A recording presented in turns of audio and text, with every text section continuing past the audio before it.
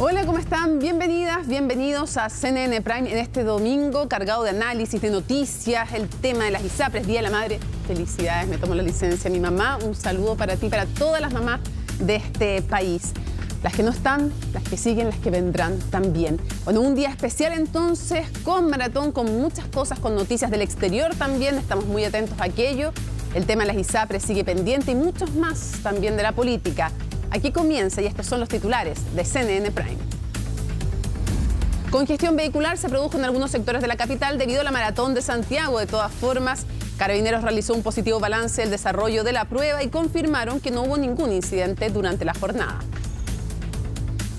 La ministra de Salud, Jimena Aguilera, aseguró que las ISAPRES seguirán existiendo y descartó que la ley corta busque lapidar el sistema. En medio de la discusión respecto al fallo de la Corte Suprema, la Secretaría de Estado indicó que la normativa pretende dar cumplimiento a la sentencia y mitigar los impactos financieros para los afiliados. El consejero constitucional del Partido Republicano, Luis Silva, reconoció haber dado una mala entrevista luego de asegurar en el Diario Financiero que su partido no está obligado a llegar a acuerdos con las minorías en el Congreso. A través de su cuenta de Twitter afirmó que la disposición de republicanos es a conversar. Con más del 90% de las mesas escrutadas habría segunda vuelta presidencial en Turquía. El actual mandatario Recep Erdogan registra hasta ahora el 49% de las preferencias. Los resultados definitivos se van a dar a conocer mañana. Todo esto y mucho más, aquí comienza CNN Prime.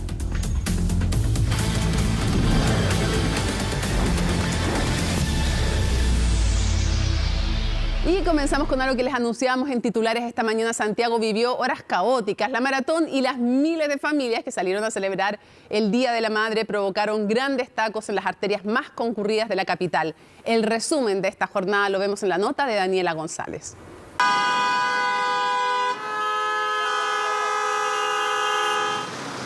La pura con el tránsito. Yo estoy a favor del deporte, yo hago deporte, pero no, hoy día pésimo día.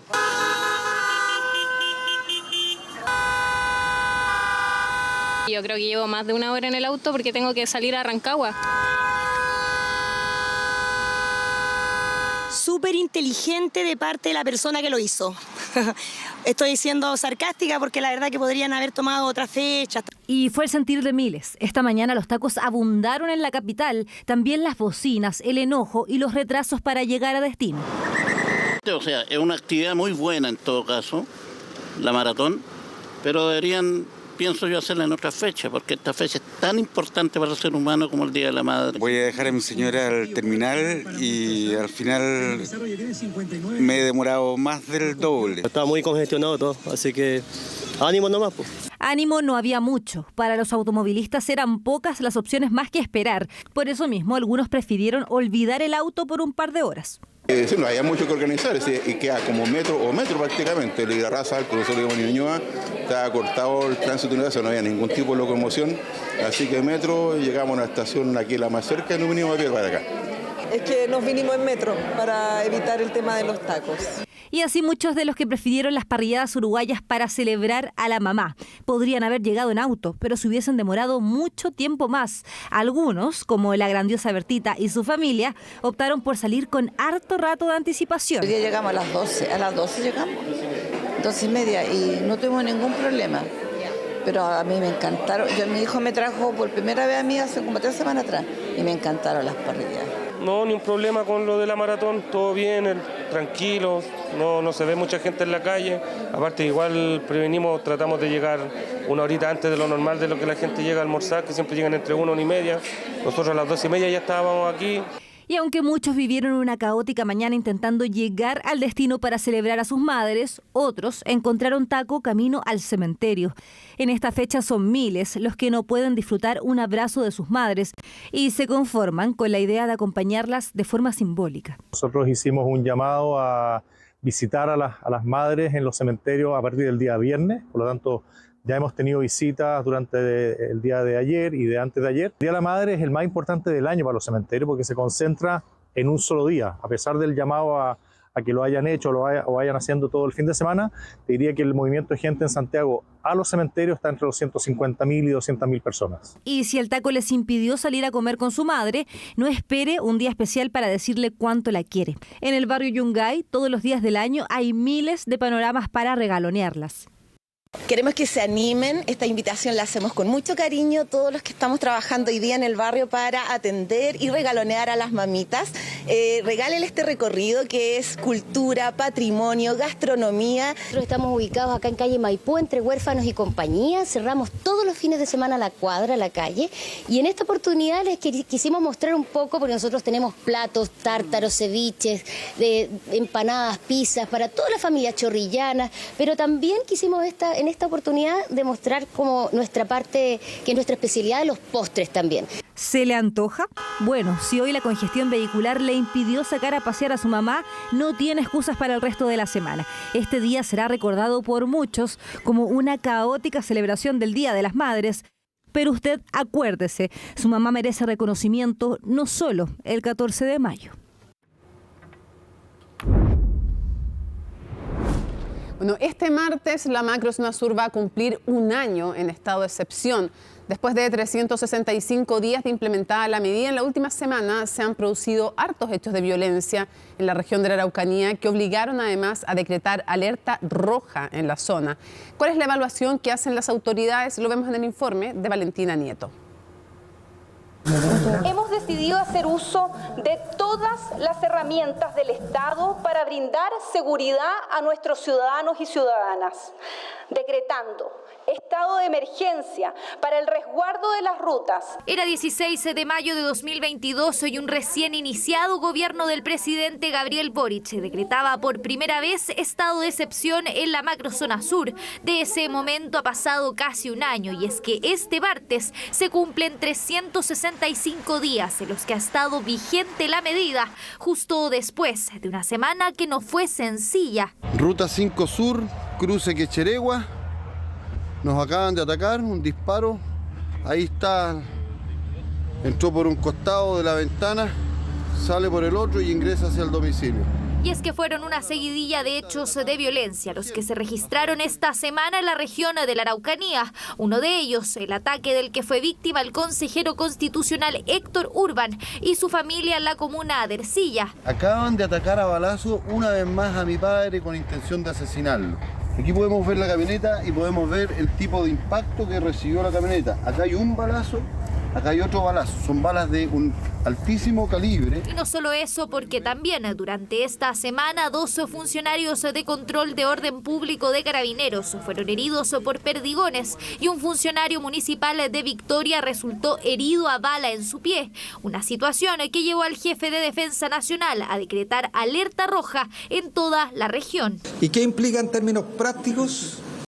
A partir de esa definición hay un 50% del contingente presente en la zona que se despliega para cumplir labores de control y de fiscalización. Aniversario del estado de excepción que llega en un momento difícil en la zona y tras su reciente prórroga el pasado martes en el Congreso. Resultado de la votación. Por la afirmativa 114, 24 en contra, 10 abstenciones. En consecuencia queda aprobado. Y es que desde el Ejecutivo insisten, la medida ha permitido disminuir en el último año un 22% los ataques incendiarios en la zona. Eso sí, durante la última semana de abril los eventos violentos aumentaron un 47%, una medida que inicialmente el gobierno estaba reacio a aplicar. No me pidan los señores senadores y senadoras hacer lo mismo que hizo el gobierno de Sebastián Piñera. Eso pudiera reevaluarse, no extenderlo ahora y poder acudir a esa medida después.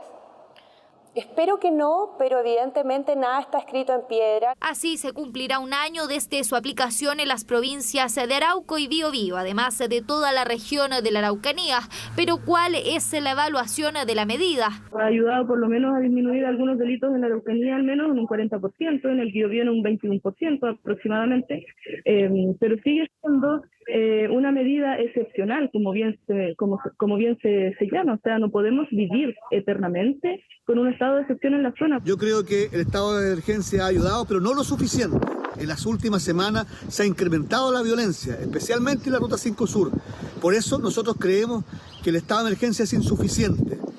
Y estamos pidiendo con mucha responsabilidad estado de sitio para la macrozona sur. Solicitud que hacen en la oposición, y es que las dudas de la efectividad del estado de emergencia han resonado con fuerza en el último tiempo. En el gobierno, en tanto, apuntan a que las estrategias más seguridad, el plan Buen Vivir y la Comisión Presidencial para la Paz y el Entendimiento puedan disminuir la violencia en la zona. Necesitamos hoy día que el gobierno articule todas las acciones necesarias para poder desarticular a estos grupos. Si no lo logramos desarticular, no sacamos nada con tener más militares en la calle resguardando las rutas, porque igual estamos teniendo estos atentados. El estado de emergencia, a nuestro juicio, es una herramienta indispensable para mejorar la seguridad y justicia en la macrozona sur, pero debe ser mejorado, aplicado en forma amplia y no restringida, con la dotación suficiente y con mandos permanentes y no rotativos. La violencia continúa.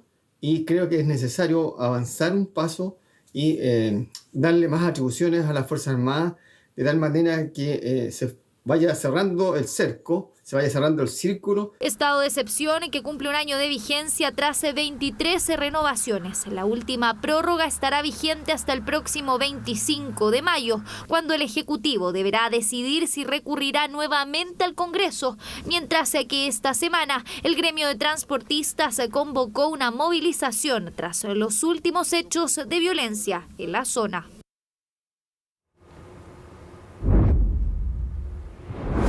Bueno, esto se lo comentábamos en titulares. El consejero electo del Partido Republicano, Luis Silva, se retractó sobre sus dichos de no dialogar con las coaliciones. Más que no dialogar, sus palabras textuales eran más bien otras. Las vamos a buscar exactamente. ¿Cuáles eran esas palabras textuales?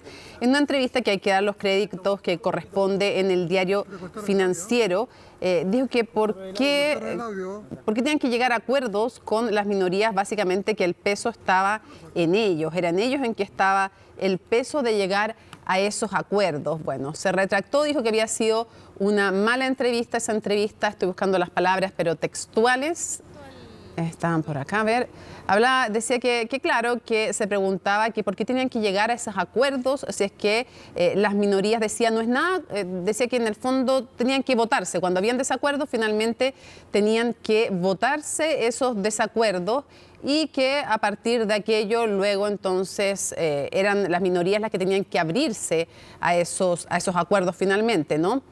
Bueno, dijo que en la cuenta de Twitter, el militante del Partido Republicano comentó que estaban dispuestos a conversar y que además buscaban no repetir los errores cometidos en el proceso anterior. Aclaraciones que llegaron luego que en el diario Financiero se publicó una entrevista donde además criticó una posible alianza con Chile Vamos y tildó a la oposición como un niño mal criado. Parte entonces de lo que dijo. ¿Desde Chile Vamos qué ocurrió? Bueno, desde Chile Vamos el presidente de la UDI llamó a reforzar el diálogo con todos los sectores, mientras que desde el oficialismo dijeron no estar sorprendidos con las declaraciones de Luis Silva. Cuando él se expresa de esta manera, probablemente sea una mala expresión, probablemente no lo supo comunicar de correcta manera, pero si usted mira el historial de distintas intervenciones que ha dado él, usted perfectamente se puede hacer una imagen correcta de la disposición al diálogo que tienen los 22 consejeros republicanos. No hay nada más republicano que el diálogo, y en eso concuerdo plenamente con lo que usted me pregunta. Acá nosotros tenemos que conversar con quienes tienen representación en el Consejo y con quienes no la tienen. Acá hay un principio orientador que yo creo que el Partido Republicano comparte, que es no repetir los errores del proceso anterior. Y quizás declaraciones iniciales que vayan en esta línea pueden alejarse de esa necesidad de no repetir los errores ni el maximalismo acá. Y si nosotros tenemos un rol que cumplir acá es forzar, convencer de que el diálogo sea con todos. Acá nos jugamos todos. El éxito de este proceso el 17 de diciembre, el que se quiera salir de esa lógica, quizás el Partido Republicano podría decirlo anticipadamente y probablemente ponerle la lápida al proceso constituyente si finalmente esa es la actitud que se impone. Sus palabras demuestran lo que piensa no solo él, sino que varios republicanos. y en ese sentido lo han demostrado con su actitud de no llegar a acuerdos, de restarse de la posibilidad de tener un salario mínimo a 500.000 pesos o de reducir la jornada a 40 horas. Y así otras tantas más. Demuestran que quieren mantener las cosas como están. Y en ese sentido no me sorprende, lamentablemente, no me sorprende las palabras de Luis Silva en esa orientación, porque quieren seguir aislándose y defendiendo una posición ideológica a ultranza, independiente de lo que suceda con el país. Ya, probablemente lo más justo es leer las palabras textuales en esta entrevista del Diario Financiero. Y se decía, ¿cómo se avanza? Decía, para eso están los votos y si no los tienen, ellos tienen que irse de la plaza. Era una figura cuando él contaba que mientras él era estudiante, le había tocado a algunas personas de izquierda que los habían tratado de echar de un lugar donde estaban haciendo una manifestación. Decía, para eso están los votos, si no los tienen, ellos tienen que irse de la plaza, es una metáfora. Y si no, llamamos a la fuerza pública porque para eso está, para hacer efectivo el derecho. Es así y eso en el fondo es lo que hace a los republicanos ser considerados extremos. Si no, terminas bailando la música a la izquierda. O sea, cuando nos hablan de la necesidad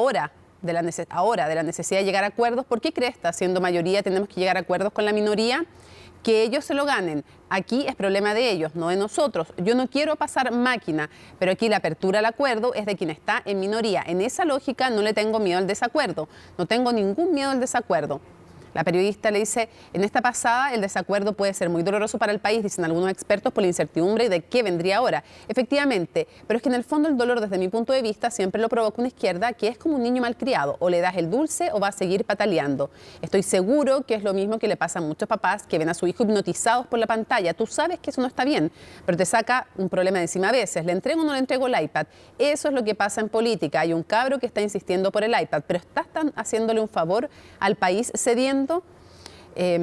Cuenta además respecto de la posibilidad de entrar en otros temas y dice, por ejemplo, el tema del aborto, dice, bueno, por tiempo no van a alcanzar a entrar, pero serán comodines que va a usar la derecha y la izquierda para estigmatizar al otro, los temas más bien valóricos. Luego añade como hablándole a alguien, si meten el tema del aborto me cierro en bloque, o sea, si realmente quieres meter eso, vaya a hacer fracasar esta cuestión. ¿Quieres que esta constitución fracase? Insiste en el aborto, te lo voy a hundir, me da lo mismo. Yo no voy a firmar una constitución que se sostiene sobre la legitimación de asesinar niños. ¿Es esta tu principal batalla? No, es que no debiera estar en el tema. La constitución no es para eso. Recién hablaba de Chile Vamos. ¿Tiene sintonía con las ideas de Bópoli? Depende de con quién. ¿Con Luciano Cruzcoque? Sí. ¿Con Hernán Larraín y Gloria Hutt? No. Se mueven en una órbita demasiado elitista y políticamente no veo diferencias entre sus posturas y la de Natalia Piergentili, por ejemplo. Y continúa así, contando, por ejemplo, que se ve a futuro como un futuro alcalde, pero no de comunas acomodadas, sino más bien de otro tipo de comunas que tengan muchas mayores necesidades y carencias materiales que pretende seguir efectivamente en política. Ahí están sus palabras textuales. Es bastante más larga la entrevista al Diario Financiero y quiero darles créditos al periodista que la hizo. Ahí está, María José López. María José López, entonces, la periodista que hace esta entrevista que ha generado tantas repercusiones. Nos seguimos avanzando y analicemos los datos del Instituto Nacional de Estadísticas que dan cuenta de algo que sin duda usted ha notado. Los productos que más han subido de precio en el último año son los alimentos, entre ellos la harina y el huevo. Al otro lado de la balanza, artículos electrónicos encabezan la lista de los que más han descendido. María Luisa Carrión recorrió ferias y tiendas comerciales y en la siguiente nota nos muestra cómo han sido esas variaciones. Antes compraba, no llenaba el carro, pero compraba cosas que no correspondían, ¿entiendes? Pero ahora compro lo justo, como para el día. Así lo estoy haciendo. ¿No compro eso justito? No, es que no alcanza. No alcanza para nada. Compro menos y regateando por todos lados, porque si no, no alcanza de ninguna manera. Me subieron el sueldo, pero es como que no me lo han subido, como que me lo bajaron, porque en el fondo, si la lechuga la compraba en 500 pesos, ahora la compro en 1000 y tanto. Entonces está todo como el triple, te diría yo. Ya no se puede vivir. Llevamos más tiempo del que quisiéramos dando malas noticias para la economía familiar. Es que el precio de los alimentos y su alza no ha dado tregua en los últimos meses. Llenar el carro del supermercado o de la feria cuesta más que antes. Vengo a buscar lo que es mantequilla, leche, huevos, palta, todo lo que es para un almacén. ¿Y lo más caro? Y lo más caro más encima, la leche, los huevos. Es que justamente su lista incluía algunos de los alimentos que más se han visto golpeados en los últimos 12 meses. Encabezan la lista la margarina y la leche en polvo con más de un 50% de incremento. Le siguen las papas congeladas, las verduras en conserva y el azúcar con un alza de casi un 37% en el último año. Un kilo de azúcar, no sé, pues lo podíamos encontrar a unos 870 pesos el kilo y hoy en día ya está sobre la barrera de los 1.000 pesos. Un kilo de harina también subió aproximadamente 200 pesos por kilo y las pastas es impresionante cuánto han subido, por lo menos unos 100, 150 pesos por unidad. Notan variaciones en las estrategias de compra. Nos cuentan que hace mucho las familias llevan lo justo y necesario y cambiaron las marcas de los productos por una más económica, todo como una forma de estirar lo más que se pueda el dinero. Si seguimos analizando el listado con los datos del Instituto Nacional de Estadísticas en mano, se suman a los productos que más han incrementado su precio el café, el manjar, los huevos, el cereal y las harinas, todos con alza de más de un 31% en los últimos 12 meses. Dentro de los principales factores que explican este aumento en el precio de estos productos en los últimos 12 meses, se encuentra principalmente la disminución de la producción internacional y por lo tanto la disminución de la oferta de estos productos. Destacan, por ejemplo, los casos del huevo con la gripe aviar.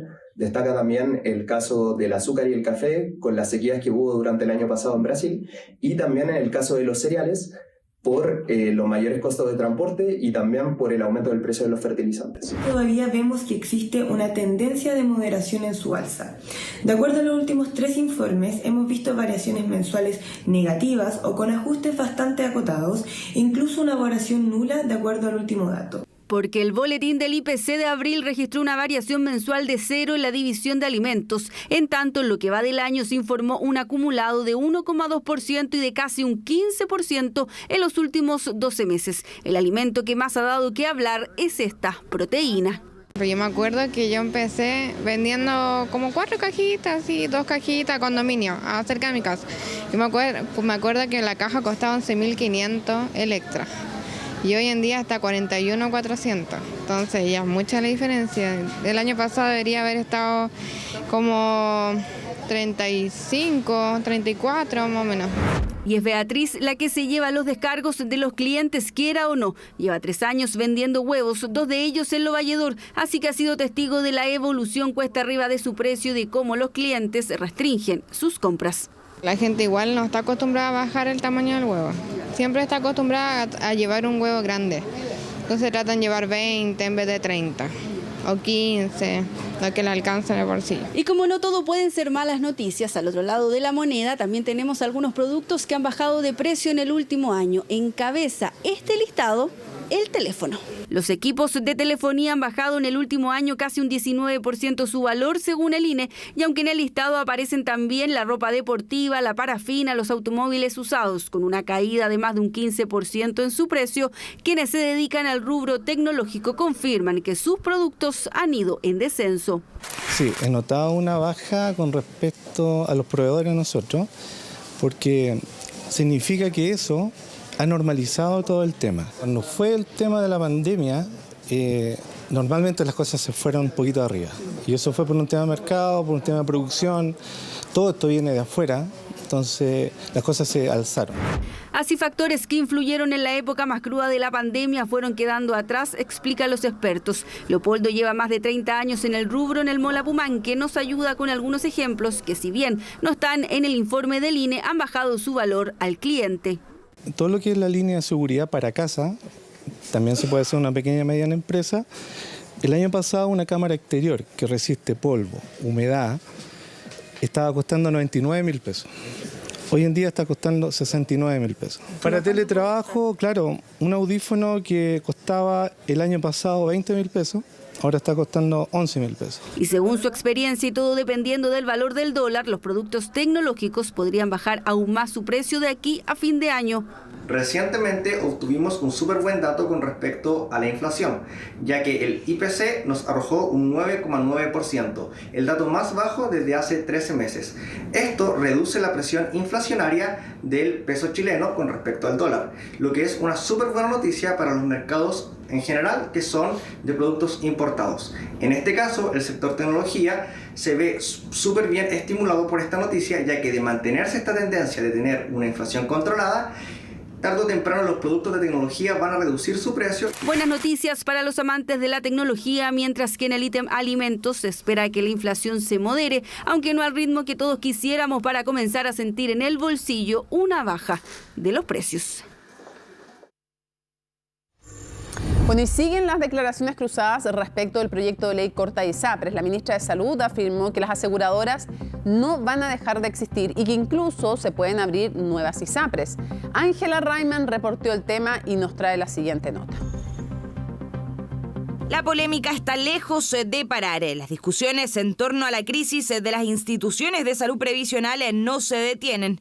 Fue en una entrevista con el diario El Mercurio que la ministra de Salud reiteró la posición del Ejecutivo respecto a la ley corta de ISAPRES, el fallo de la Corte Suprema que obliga a la Superintendencia de Salud a crear un mecanismo para que las aseguradoras se ajusten a la tabla única de factores y los cuestionamientos ante los 1.458 millones de dólares que deben ser devueltos. La Constitución sigue dando garantías de que la gente pueda tener seguros privados. Las distintas ISAPRES están en distintas situaciones y, por lo tanto, las cifras para unas es más abordable que para otras. No es una situación en donde están todas en la misma condición o que el gobierno, por un proyecto de ley, que es lo que de alguna forma están diciendo, está estatizando de facto. No es así. Van a seguir existiendo las ISAPRES. Se pueden abrir nuevas ISAPRES. El proyecto, si se llega a poner en práctica tal como está presentado, lo que hace en realidad es terminar con el funcionamiento de las ISAPRES tal como están hoy día, terminar con las coberturas de las personas, causar un daño muy importante al sistema de salud completo y evidentemente no cumplir con el fallo. Las aseguradoras declararon que este proyecto de ley era un engaño y una estrategia administrativa para terminar con el sistema de salud privado. A los dichos de la ministra Camila Vallejo, quien catalogó estas acusaciones como una desfachatez, se sumó su par de gobierno, Álvaro Elizalde. Se ha presentado precisamente este proyecto para generar las condiciones para el cumplimiento del fallo. Y por eso las declaraciones de las ISAPRES de estos días son ofensivas e infundadas. No se hacen cargo primero de la propia responsabilidad que le corresponde a estas instituciones. Las iniciativas siempre se pueden enriquecer, pero es una iniciativa responsable, seria, que da cuenta del problema y que genera condiciones para el cumplimiento del fallo. Actualmente las ISAPRES tienen más de 13 millones de afiliados y cerca de 750.000 contratos se verían beneficiados por esta devolución que eventualmente sería por medio de excedentes. Desde la oposición apelan al colapso que podría provocar en el sistema de salud una posible quiebra de las aseguradoras. En la UDI incluso han cuestionado el fallo del Tribunal Supremo. El fallo de la Corte Suprema es un mal fallo, en una señal que quizás se manda en términos generales para beneficiar a muchas personas. Hay personas que se pueden ver afectados con la caída de su ISAPRES. Y desde esa perspectiva creo que se rompió ahí un principio que es bien importante en materia de sentencias del Poder Judicial. Creemos que si es que no se incorporan nuevos elementos o en la discusión parlamentaria derechamente no se incorpora una fórmula de cálculo adecuada, en la ley misma el sistema se mantiene en riesgo. El martes la ley corta fue ingresada a la Comisión de Salud del Senado. En el oficialismo respaldan la iniciativa del gobierno y descartan que detrás de la instancia de discusión del proyecto se quiera perjudicar a las aseguradoras, pero que tampoco habrá perdonazo para las ISAPRES. Lo que se garantiza con este proyecto de ley es que no va a haber colapso. Que las ISAPRES se declaren en insolvencia, lógicamente que también va a haber gestión que ellas tienen que hacer, porque tienen que responder, tienen que pagar. Yo no creo que aquí haya ni una obsesión por perseguir, por liquidar, por hostigar, por amenazar. No lo veo ni del gobierno ni de nadie. Nadie está sobre la justicia. Yo quisiera escuchar si hay disconformidad con la justicia, que lo digan las ISAPRES, pero no disconformidad con el gobierno, para que así pongamos las cosas en su lugar. Cumplir con el fallo es el primer objetivo en común que hay entre los partidos políticos. Y de forma transversal se ha manifestado que no se pretende terminar con las ISAPRES por la presión que esto podría generar al sistema de salud público. En el Congreso estarían los ánimos para poder llegar a acuerdos en esta discusión. Yo creo que acá tenemos que dejar de lado las trincheras políticas y entender que acá es un problema mucho más grande que las ISAPRES. Acá tenemos un problema de salud en general. Cualquier medida que se tome en la materia de las ISAPRES tiene que ser considerando el contexto en general y no una posición ideológica a priori de los distintos sectores. Me doy cuenta que hay tres cosas en las que estamos todos de acuerdo. Primero, que el fallo de la Corte Suprema se tiene que cumplir. Que el cumplimiento del fallo no puede implicar la quiebra de las ISAPRES. Y tercero, que haga lo que se haga ahora en el Congreso con esta ley corta, tiene que estar también asegurada la continuidad de las ISAPRES. Si estamos de acuerdo en esos tres objetivos, yo creo que va a ser más fácil ponernos de acuerdo en la legislación que tenemos que aprobar. Recordar además, la Corte Suprema aceptó la prórroga solicitada por la Superintendencia de Salud para dar cumplimiento con el fallo dictado por el mismo tribunal, y el organismo fiscalizador tendrá 6 meses más para entregar la propuesta. Plan que debería culminar cuando finalmente se apruebe el proyecto de ley corta de ISAPRES. Este sábado se vivió una fiesta para los hinchas de Unión Española, que en el partido de este fin de semana contra Colo-Colo celebraron los 100 años de la inauguración del Estadio Santa Laura. Esta es la historia de los hinchas y un inmueble que es considerado la catedral del fútbol chileno. El mejor lugar para ver fútbol en Chile, ¿no? Para mí sí. Yo creo que sí. ¿Qué lo hace especial? Lo cerca que es hacia la cancha. Es el estadio del fútbol. Es que si concordamos cuál es el equipo con más hinchas, los clubes con mayor identificación en regiones, también concordamos que Santa Laura es el mejor lugar para ver un partido de fútbol en Chile. Y estar acá, como dijo Mr. Wifa, es como el estadio donde mejor se ve el fútbol. Mr. Wifa, viejo periodista deportivo, leyenda del periodismo chileno, se paseó por muchos estadios del mundo, en Europa, en los tiempos que a él le tocó vivir, y siempre llegó a la misma conclusión de que donde mejor se veía el fútbol era aquí en Santa Laura, porque es como que tú puedes, como estando sentado en cualquier tribuna o galería, es como que pudieras tocar a los jugadores, como que los jugadores están ahí. La catedral del fútbol cumple 100 años, pero su historia comienza casi 40 años antes de su inauguración el pasado 10 de mayo de 1923. Fue un 13 de junio de 1885, un grupo de 23 españoles residentes en Chile, encabezados por Ignacio Balcells, acuerda formar un centro de esparcimiento para los inmigrantes españoles. Así nace el Club Español. Los primeros que vienen son los papás de mi mamá, asturianos, ¿no es cierto?, un pueblo Oviendes que se llama, un pueblo muy, muy pequeño, y mi papá de un pueblo mucho más pequeño que el de mi abuelo, un pueblo que se llama Erosa en Galicia. Pero la consolidación decisiva fue cuando llegó Juan Lagarreta. Detrás de la figura de Lagarreta está la honorabilidad, la prestancia y de alguna manera la figura de lo que es la colonia española o lo que los españoles querían darse a conocer, digamos, para los chilenos. Un futbolista que se había retirado en España, pero tras ser invitado a participar del club, se entusiasma con unos partidos amistosos y vuelve la actividad, y con ello los éxitos deportivos para la comunidad española. Llega este futbolista que a los 22 años dice: ya, yo voy a colgar los botines, no me interesa más jugar. Y lo vienen a recibir, ¿cierto?, a la estación Mapocho, según cuenta él, y lo reciben tan cálidamente los españoles, que además saben su pasado, digamos, futbolístico, y le dicen: bueno, voy a jugar fútbol. La popularidad hizo que en 1922 Rosendo de Santiago comprara el terreno en Independencia para construir no solo un estadio, el que sería Santa Laura, sino que una ciudad deportiva que terminó desplazando al Club Español. Así la historia siguió de dulce y agraz hasta que en 1939 tocó fondo. El club disputó solo un encuentro a raíz de la Guerra Española. Ahí todos sus jugadores se fueron. Años después llegó el primer título, pero también la animadversión de los seguidores chilenos que vinculaban al equipo con el franquismo. Aunque Unión Española era apolítica, dentro de sí era apolítica, había gente que estaba a favor y gente que estaba en contra, como en todas partes. Se le relacionó por el águila, ¿no?, con el franquismo, pero después también llega en el Winnipeg, tras gestión de Pablo Neruda, una cantidad importante de españoles producto de la Guerra Civil Española. Y ya se había vivido aquí una división. Yo creo que si algún atisbo hubo de relacionarlo con el franquismo en un momento determinado, eso fue superado absolutamente por los tiempos, porque se incorporaron nuevas generaciones. Fueron años amargos que recién en la década del 50 empezó a cambiar esa realidad que es hoy más parecida a la que estamos acostumbrados. Unión Española ganó un título, pero se convirtió en factor de cariño de los simpatizantes del fútbol. Santa Laura y las jornadas triples fueron vitales.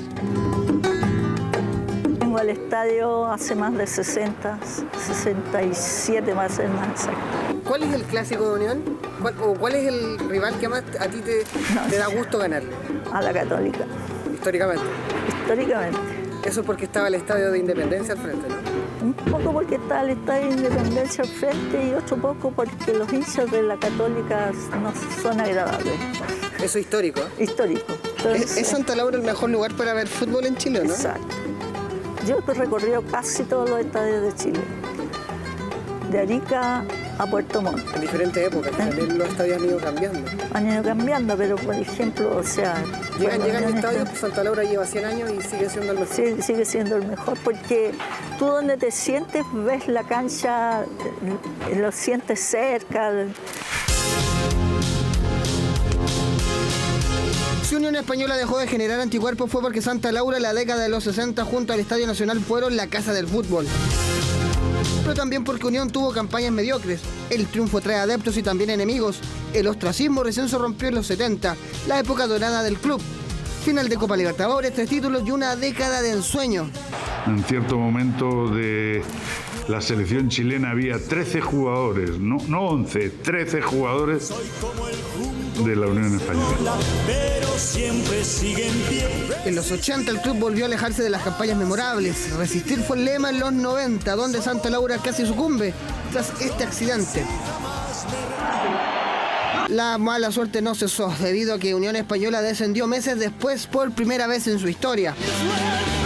El club volvió tras 2 años a primera, no había dinero y en 2003 un hincha cayó en Andes debido al mal estado de los tablones, todo negro, hasta que en 2005... Y en ese recuerdo que el momento que nosotros, cuando yo estuve en el 2005 también había un momento económico complicado, muy complicado, que como dio un bálsamo el título, digamos. Después también recuerdo que, como bien dices tú, se pensaba echar abajo una tribuna o no se podía jugar con todo el estadio porque se podía caer, digamos. El estadio estaba que se podía pedazos y no había plata para repararlo. Es el gran envío de Salvador Calera. Exacto. Y bueno, y después vino el título que deportivamente fue muy bueno y después llegó Jorge Cebolla y arregló varias cosas del estadio. Con José Luis Sierra a la cabeza llegó la sexta estrella e inversionistas que salvaron la institución. Santa Laura, piensa tú que en algún momento tuvo piscina, tuvo un velódromo, tuvo una cancha me parece que de bochas o de pelota vasca. Hubo una corrida de toros en el Estadio Santa Laura, una cuestión realmente desopilante que uno lo piensa ahora. Pero claro, se fue achicando, se fue convirtiendo en estadio de fútbol.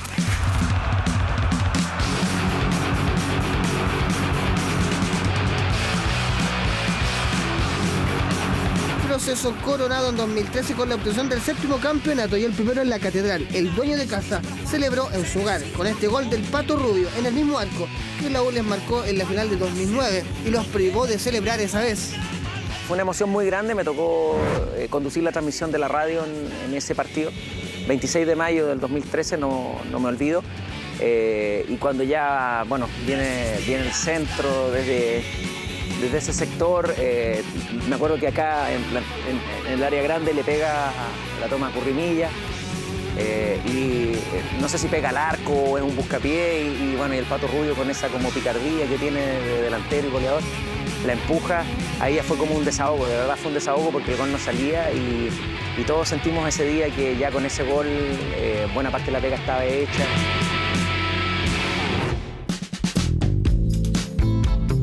En 2023, Santa Laura busca desarrollar un proyecto inmobiliario que acerque la comunidad al fútbol. 100 años de celebraciones realmente es un regalo que lo entendemos como un regalo patrimonial.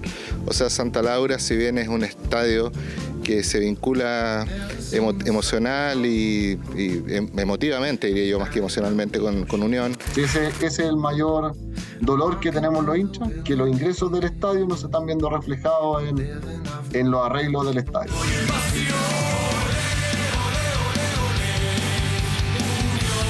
Santa Laura hay un inmueble que es más que un estadio. Fue el hogar de Juan Lagarreta, el de Honorino Landa, del Coto Sierra, de generaciones de inmigrantes y del fútbol chileno. La catedral celebra un siglo y sigue en independencia, como muestra que el fútbol es comunidad, es amor, es familia. Nos recuerda que el deporte puede ser un negocio lucrativo, pero que no vale nada si no está relacionado con los hinchas y con la sociedad. Se puede ver por televisión, pero se vive en el estadio.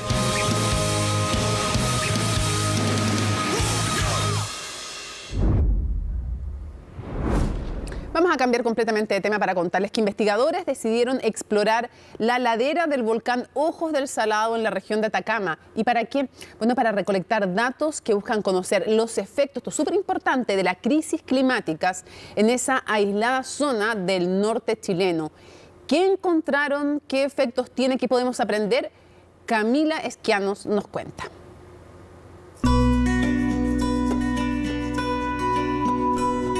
El agua parece unirse con el cielo frente a los pies del volcán activo más alto del mundo. Es el Nevado Ojos del Salado, un macizo que registra 6.893 metros de altura, siendo uno de los puntos de mayor altitud en la región de Atacama. Una belleza natural única para un ecosistema no exento a la crisis climática. A bordo de kayaks, investigadores y científicos chilenos se propusieron explorar sus impactos en el volcán, llegando hasta los 6.500 metros de este. Uno de los primeros hallazgos en el lugar es la extrema aridez presente en la zona, que comprende la punta de Atacama o techo de América. Las condiciones de aridez reinantes en la zona lo transforman en importantes indicadores del efecto del cambio climático sobre los glaciares y reservas de hielo, así como en los recursos hídricos asociados. ¿Cómo se van a determinar los impactos de la crisis climática? El equipo instaló sensores que podrán validar datos satelitales que permitirán volver atrás en el tiempo y entender mejor la dinámica climática desde los años 50, para de esa manera proyectar la respuesta ambiental de este sector frente a escenarios de cambio climático. Los datos revelan las características frías de la zona y cómo los ciclos de descongelación estacional juegan un rol importante en el aporte de recursos hídricos.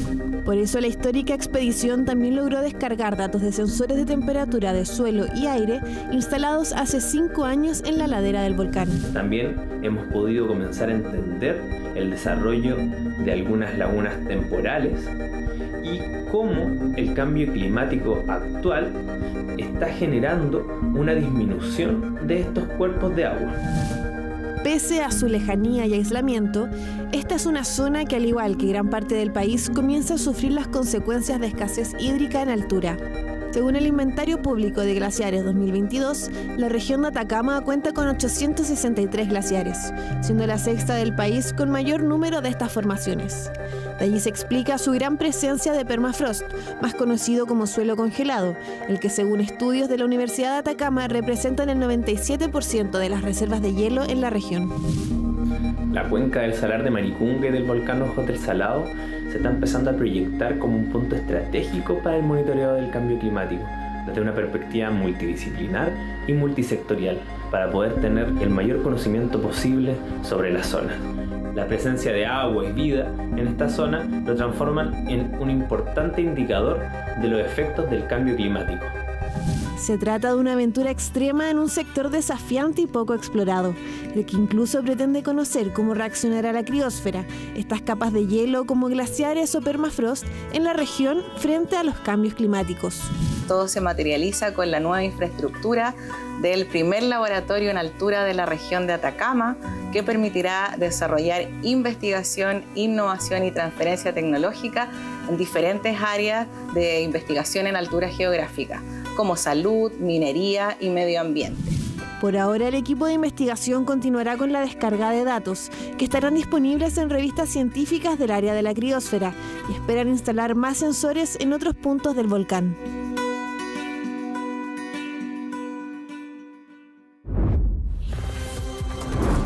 Estamos listas para revisar las informaciones internacionales.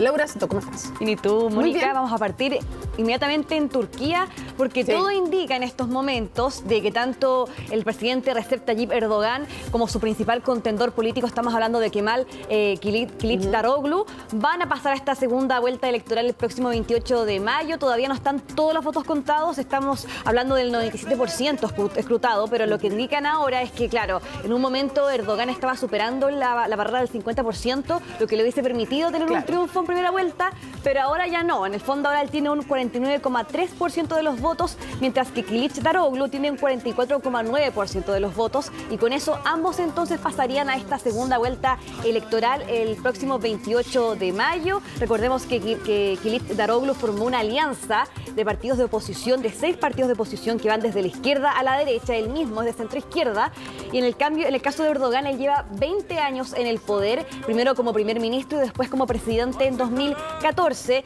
y ahí lo que nos comentábamos nosotras antes era de que en el fondo ahí hay cuestionamientos con respecto a los tintes autoritarios que ha tomado Erdogan en el último tiempo. Es un régimen autoritario siendo generosos, a lo menos, pero libertades civiles, el uso también del aparato estatal para hacer las campañas, el estar en el poder en general siempre ayuda, digamos, beneficia, pero el uso también de los medios de comunicación, la verdad es que ha sido cuestionado anteriormente por cuán realmente limpias son las elecciones y cuánto ha retrocedido también en democracia Turquía bajo su mandato. Ya alguien que esté 20 años en el poder ya despierta ciertos cuestionamientos cuando no hay alternancia real. Así es, y también el hecho de que el aparato estatal puede en el fondo financiar la campaña electoral del propio Erdogan, eso también es algo cuestionable. O al menos, si no financiarla directamente, a lo menos, dado que tú eres el que entrega los beneficios estatales, beneficiarte de que estás en el Estado y que tú entregas los beneficios estatales, y que eso es un plus frente a los electores. Así es, y lo veíamos en las imágenes que pasaban recién en pantalla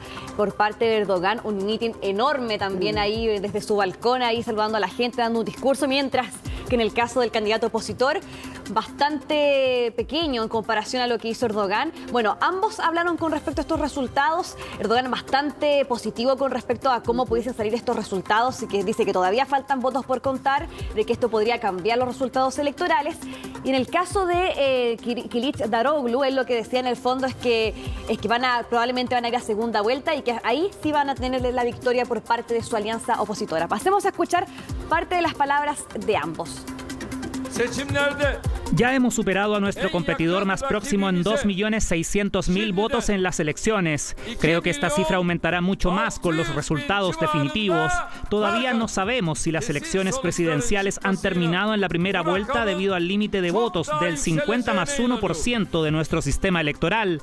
Si la decisión de nuestra nación muestra que las elecciones han concluido, entonces no hay ningún problema.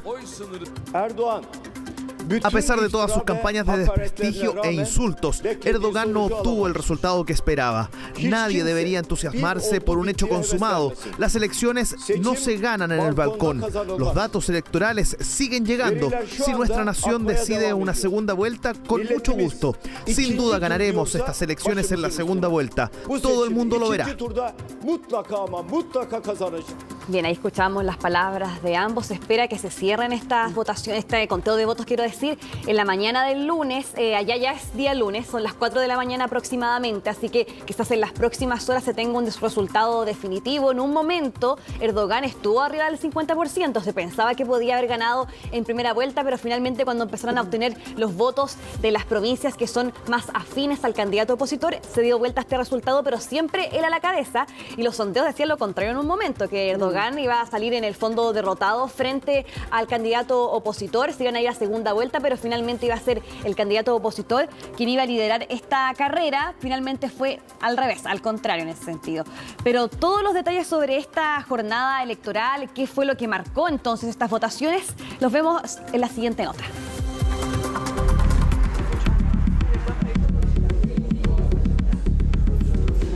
Sonuçlar herkes için çok güzel gelsin. Aydınlık günler bekliyoruz.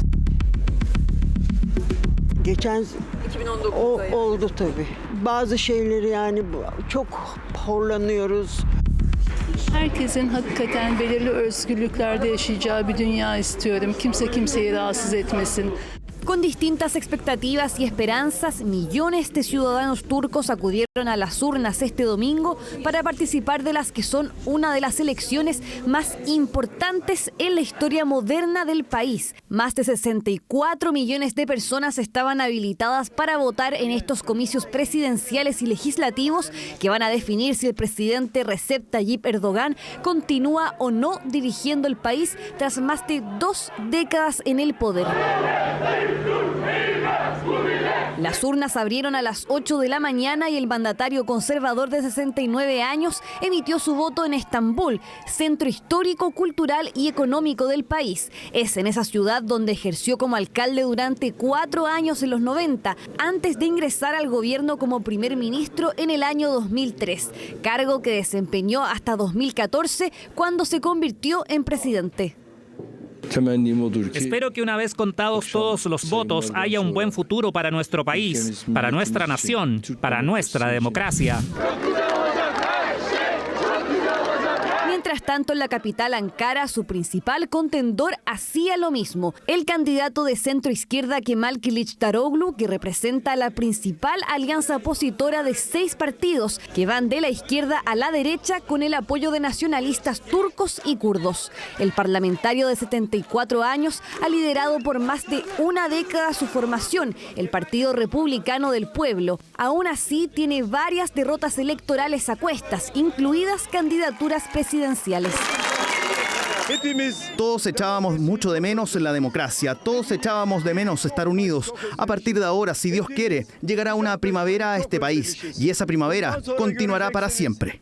Estos comicios fueron particularmente especiales para las localidades más afectadas por el terremoto de febrero que azotó el sureste de Turquía y también al norte de Siria, que dejó más de 50.000 muertos. El gobierno de Erdogan se llevó duras críticas por su deficiente gestión de la emergencia y por la nula fiscalización a las constructoras durante los últimos años, que se evidenció a raíz de esta catástrofe. Varios residentes que quedaron desplazados viajaron de regreso a la zona del desastre para emitir su voto, como es el caso de quienes vivían en la provincia de Hatay.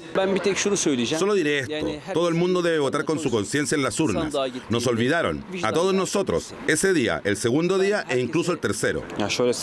Estas elecciones eran importantes incluso antes del terremoto, pero esto las hizo aún más cruciales, como 5 veces más. A la hora de votar tendremos en cuenta el dolor por el que pasamos y el retraso en la respuesta del gobierno. Esta tragedia, sumada a la crisis económica que afecta al país, han puesto en tela de juicio una eventual reelección de Erdogan, que ha visto su figura desgastada en los últimos años. Sin embargo, y contrario a lo que pronosticaban varios de los sondeos, el mandatario islamista terminó por superar a su contrincante Kılıçdaroğlu, según indican los resultados preliminares, pero sin lograr atravesar el umbral del 50% que le hubiese permitido el triunfo en primera vuelta. Con ello, ambos deberían verse las caras el próximo 28 de mayo para enfrentarse en un segundo round. Bien, ahí mencionábamos parte de cuáles fueron las principales problemáticas para esta eventual reelección de Erdogan, el tema del terremoto, también la crisis económica, las consecuencias del terremoto. Se criticó mucho su gestión de la emergencia y también se criticó la nula fiscalización que han habido de las constructoras en los últimos años, que en el fondo esto se hizo evidente ahora cuando se veía la destrucción total de los edificios en el pasado terremoto del mes de febrero. Así que hay que estar atento ahí, qué tanto va a influir entonces ahora esta decisión, estos hechos en lo que ocurra para la segunda vuelta electoral el próximo 28 de mayo. Vamos a estar bien atentos. Basta mirar muchas tragedias. New Orleans, por ejemplo, de Estados Unidos, cómo afectó las elecciones presidenciales posteriores. En general, el manejo de tragedias puede ser un tema súper relevante en una elección de esta magnitud. Y hay que ver quién tiene un techo más bajo. Si ya llegó a su techo Erdogan y como es una alianza más amplia que la que se ha conformado muchísimo tiempo en la oposición, si eso podría beneficiarle a pesar de pasar segundo, que en general eso siempre perjudica, pero hemos visto casos, bueno, lo vimos en Chile mismo, que el que pasa segundo gane, sí, puede ocurrir, pero depende de cuánto techo tenga el que pasó primero y cuán amplia sea la alianza que logró formar, que no es poco. Claro, aquí un tema, por ejemplo, de lo que pasó en los meses previos a estas elecciones, de que ahí Erdogan comenzó a poner manos a la obra para comenzar a reconstruir el país tras este terremoto, con su imagen ahí bien presente, las casas que se iban construyendo. El Estado soy yo.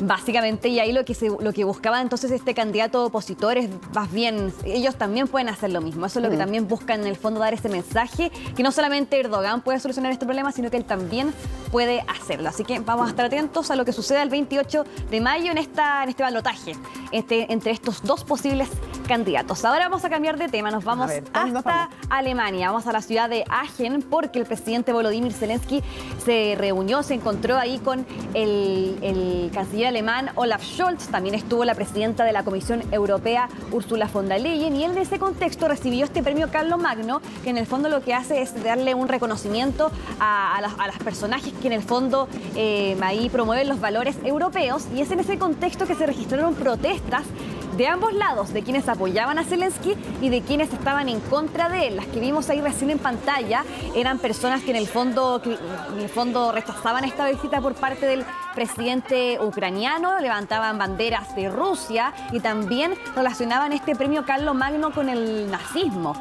Y en el caso de estas protestas, que eran las contraprotestas de estas, en el fondo, de gente que sí apoyaba a Ucrania, que en el fondo buscaba dar este apoyo al país a raíz de esta ofensiva rusa que está sufriendo la ex República Soviética, y todo en el contexto de esta visita que realiza el presidente Volodymyr Zelensky a la ciudad de Aachen, también conocida en español como Aquisgrán, donde recibe este premio Carlomagno, como lo vimos ahí en pantalla, en presencia, como bien les decía, de la presidenta de la Comisión Europea Ursula von der Leyen, también del canciller alemán Olaf Scholz. De hecho, ellos juntos viajaron hasta allá, porque primero lo recibió en Berlín y después fueron juntos hasta esa ciudad, y recibe este premio. Por supuesto, ahí da su discurso, da sus palabras de agradecimiento. Olaf Scholz también compromete nuevamente este apoyo a Ucrania en esta ofensiva rusa que está desarrollándose ahora en dicha ex República Soviética.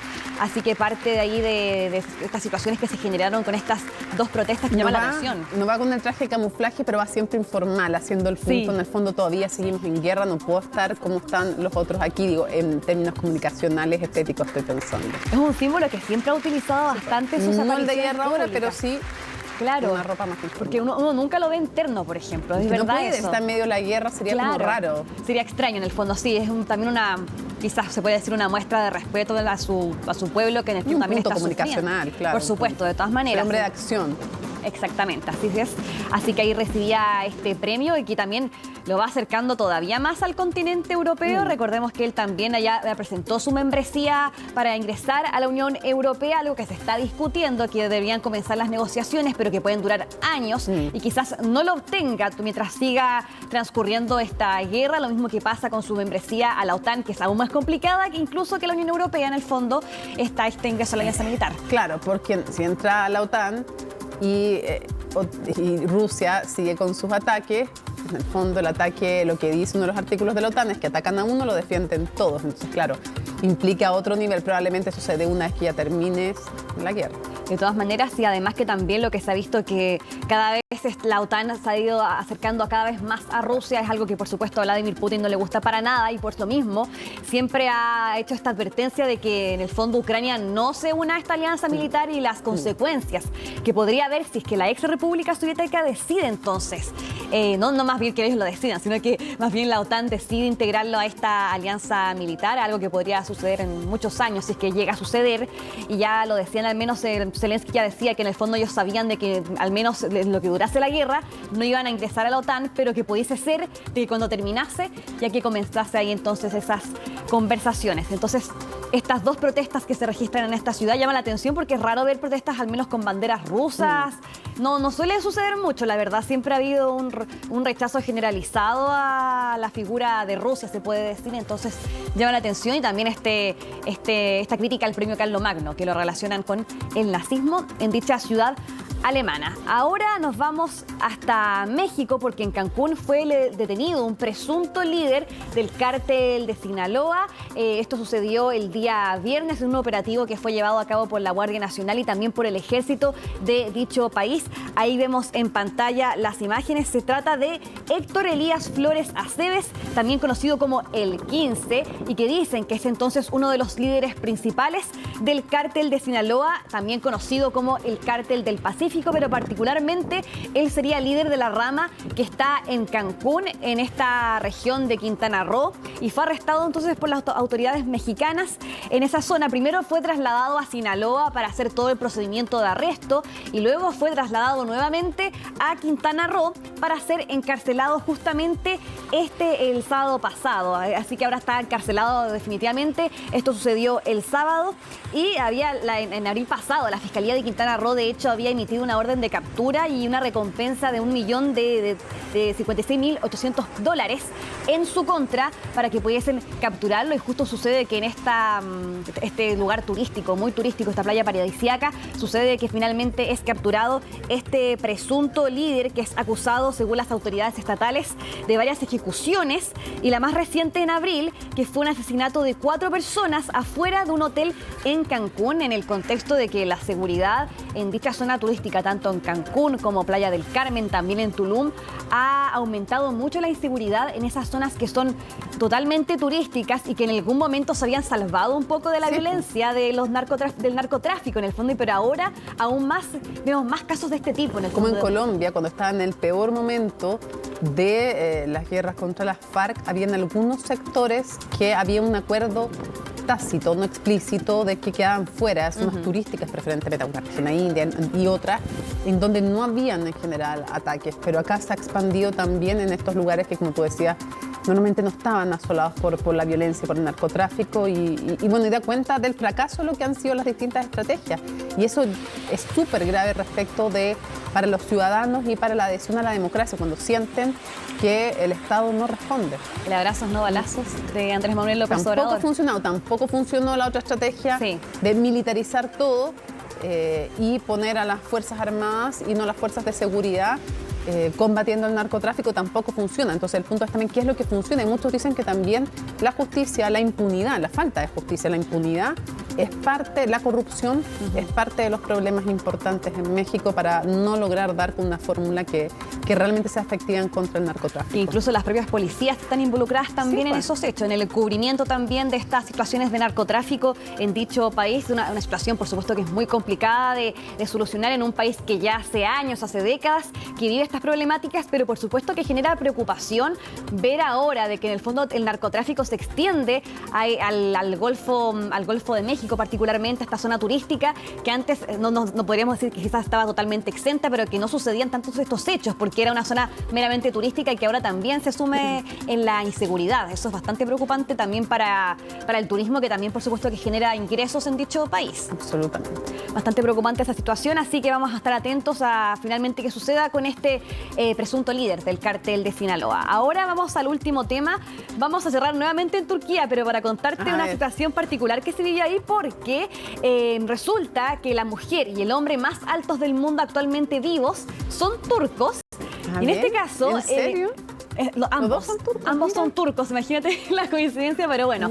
Ella particularmente se llama Rumeysa Gelgi, tiene 26 años y las urnas llegaron hasta su casa. Ella no fue a las urnas llegaron porque por supuesto ella mide 2,15 metros. 2,15 metros y justamente tiene problemas de movilidad debido a su altura, porque ella sufre también ahí un síndrome de Weaver, que es una rara enfermedad genética. Súper complicado. Claro, que lo que hace ahí es un crecimiento rápido, entre otras anomalías en ese sentido, y fue ahí que las urnas llegaron a su casa para poder ella emitir su voto en estas elecciones presidenciales. También se sabe de que el caso del hombre más alto del mundo, Sultán Kosen, que mide 2,51 metros. No, ¿en serio? Te lo ¿Está certificado?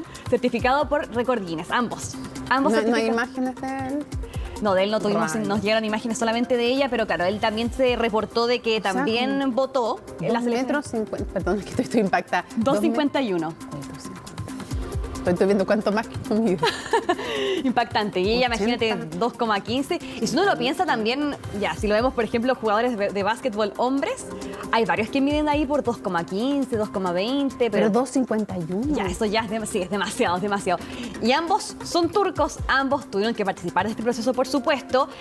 Como bien te decía, se supo que el hombre más alto del mundo también votó, pero no nos llegaron lamentablemente imágenes de él. Tenemos las imágenes de ella, de estas urnas que llegaron a su casa, y ella bastante feliz feliz de poder haber cumplido con su deber cívico, por supuesto, y que se dé también esta oportunidad bastante inclusiva también de darles la oportunidad de que también puedan votar, porque ella tiene muchos problemas de movilidad, entonces que llegue las urnas a su casa es un derecho. Es un derecho también, y que es algo que yo al menos, yo no conocía de que esto se hiciese en el fondo de llevar las urnas a la casa, no lo conocía y lo encontré bastante particular y bastante muy bien en el fondo. Claro, mientras haya ministros de fe, esté todo bien sellado y todo estupendo. Todo bien, sí, totalmente. Ahí veíamos unos cuantos votitos más, los de ella, la cantidad de votos que había que hacer legislativos sí, pues también. Mesas especiales. Oye, qué impactada. Me parece una muy buena iniciativa y qué impactada con el tema de la altura. Sí, yo también no lo voy a creer, imagínate. Estaba pensando así como así. ¿Serán estos 80 centímetros? No sé. Él debe ser como así. No, más o menos. Uy, a ver, nos va a llegar una... Pero es que la Nati lo logra. Mira, ahí ya, ahí claro. la comparación, imagínate. Imagínate esas mujeres que deben tener una estatura normal. 1,70. Claro, sí, imagínate lo alto que es. Claro, pues son unos 80 centímetros más, ella debe medir unos 60. Más o menos, sí. Bueno, ahí él también fue a asistir, no tengo la seguridad si es que fueron las urnas a su casa o él fue particularmente al colegio electoral que le tocó. Pero bastante inclusivo el sistema, al menos en el caso de la mujer más alta del mundo. Está aquí. Ahí lo tenemos, ahí atrás, al lado tuyo. Ahí vamos a comparar un poquito a ver dónde quedamos nosotros. Sí. Claro, ¿dónde quedamos nosotros? Nosotros quedamos como, él queda como así, nosotros quedamos así. Claro, quizá un poco más incluso ahí. Sí. Acá le llegamos. Más o menos. Oye, Mónica, para ir cerrando, te quería desear feliz Día de la Mamá. Muchas gracias. También feliz Día de la Mamá para mi mamá, que también me está viendo ahora. Le mando un beso gigante. ¿Cómo también se llama tu mamá? Marlene, un besito. Ya le mandé a mi mamá al comienzo. En Instagram, ya lo vi. Sí, no, y al comienzo el noticiero, si nunca lo hago. Ay, mándame un saludo. Ya. Ahora tocaba. Mandado, sí, bueno, y para todas las mamás también que nos están viendo, por supuesto. Para todas. Sí, todas las mamás del equipo de CNN y las mamás de los integrantes del equipo. Por supuesto, un día muy especial. Sí. Ya, pues nos vamos a la pausa. Ya al regreso vamos a estar con todo el deporte, con muchas más noticias. Es domingo además de Tolerancia Cero, están afuera preparándose, comiéndoselo todo, además preparándose los patelistas, estudiando, van a retar por andarlos pelando. Ya, pausa y regresamos. Estás viendo CNN Prime, noticias, solo noticias. Está terminando CNN Prime, pero miren, nuevo estudio para Tolerancia Cero. La misma calidad, los mismos chiquillos de siempre. ¿Cómo están? Chóquele puñito. ¿Cómo está? Yo doy beso, yo no choco puñito. Nada de beso aquí, nada de beso acá. Beso. Está bien, estoy resfriada, peor para ti. No es que yo quería el anillo vikingo, por eso quería el puñito. Ahí está. El poder vikingo. ¿Cómo están, muchachos? ¿Qué tal? ¿Todo bien? Sí, yo te pregunto cómo llegaste aquí, porque tienen que saber, don Francisco Covarrubias no solo corrió, sino que terminó la maratón 21. No, 21 nomás, media maratón. Ya, pero 21. No, súper bien, pues aquí estamos. Súper bien. Las muletas no se notan. No puedo subir al segundo piso del canal, pero no está. Pero... Me empezó a contar el trayecto y yo ya me cansé. Oye, pero qué bueno, una fiesta, digamos, de la ciudad, todo de la misma. Súper bueno. Hay que estar en buenas condiciones para estar en esa fiesta, sí. Vaya semana y la que nos ha tocado, ¿eh? Vaya semana, sí, en condiciones políticas. Y harta carrera que analizar. Bueno, ¿estamos listos entonces para Tolerancia Cero? Tenemos a la ministra Orellana, al senador Manuel José Sandón, así que está bueno esta tolerancia. Ya, esperamos. Y cerramos entonces domingo 14 de mayo. Así estuvo nuestro país y el mundo. Somos CNN Chile. Buenas noches.